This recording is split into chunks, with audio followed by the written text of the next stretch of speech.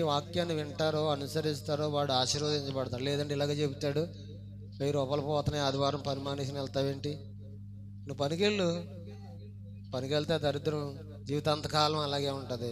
దేవుడు చూస్తున్నాడు కదా. దేవుని మాటను వినుకోకుండా వెళ్ళిపోతే అదేమో శాపంగా మార్చు. నువ్వు చేయి ప్రతి పని కూడా ఆశీర్వాదం అవ్వదు. ఆ పొలం కూడా నువ్వు చేసే ప్రతి పని కూడా శాపగ్రస్తంగా మార్చిపడిపోతుంది. దేవునికి మహిమ కలుగును గాక.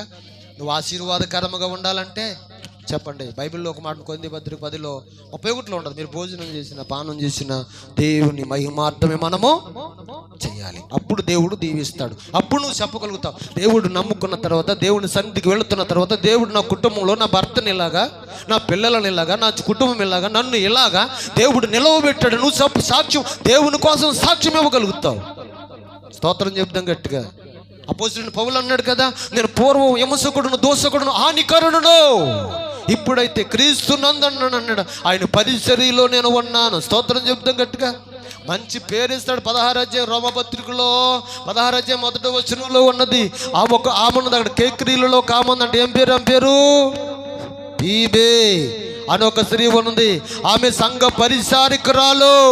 నా పని జరిగించే ఆమె, నా పని కొరకు ప్రయాసపడది, నా సువార్త విషయంలో ప్రయాసముతో నింపబడ్డది అని చెప్తున్నాడు దేవుడు. స్తోత్రం చెప్తాం గట్టిగా. అలాగ మనము ఉండాలి. అలాగ దేవుని ఆయుధములుగా ఉండాలి, దేవుని పనివారుగా ఉండాలి, దేవుని కుమారులుగా మనం మార్చబడాలి, దేవుని ఆజ్ఞలకు లోబడే వారముగా మనం ఉండాలి.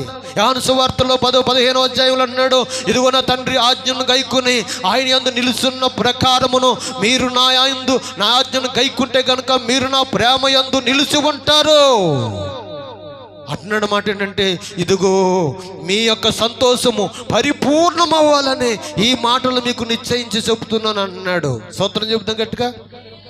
ఆశీర్వాదకరంగా ఉండాలి. జనం వైపు చూడకూడదు, లోకం వైపుకు చూడకూడదు. మందికి కావాలి, చాలా మందికి భోజనం కావాలి, తిండి కావాలి. తిండి ఎక్కడుంటే అక్కడికి వెళ్ళిపోతారండి. మనకు నీ తక్కర్లొద్దు. స్తోత్రం చెబుతాం గట్టిగా. నిజమండి, నీ తక్కర్లొద్దండి.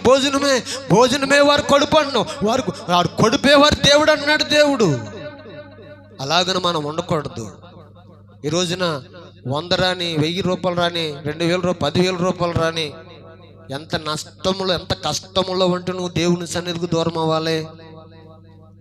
ఈ రోజుకైనా నువ్వు తెలుసుకుని ఒక సమర్పణ కలిగి, నువ్వు ఉన్న రోజులు ఎన్ని రోజులు ఏ పనికి వెళ్తావు, పెళ్ళికి వెళ్తావు, పనసకి వెళ్తావు, పనికి వెళ్తావు, జాబ్కి వెళ్తావు కూడా వెళ్ళు.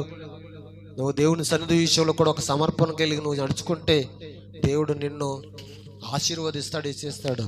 లేదనుకో, నువ్వు అలాగే వెళ్ళిపోయావు అనుకో, ఇటు పని కోసం వెళ్ళి, పనిలో డబ్బు కోసం వెళ్ళిపోతాడు, పనిలో వెళ్ళిపోతాడు, ఇట్లాంటి నాకు పని చేస్తాడు ఏంటని చెప్పి దేవుడు నిన్నే కదా ఎవరినైనా సరే ఎన్నుకోడు. సౌలుని విడిచిపెట్టి దావీదుకి ఇచ్చినట్టు మరొకరికి పనిని అప్పగిస్తాడు. ఆ కుటుంబం ఆశీర్వదించబడుతుంది. మీరు చదివారు 2 సమూయేలు గ్రంథము 3వ అధ్యాయం 1వ వచనంలో ఉంటుంది అన్నమాట. సౌలు కుటుంబము దినదినం అని అంటే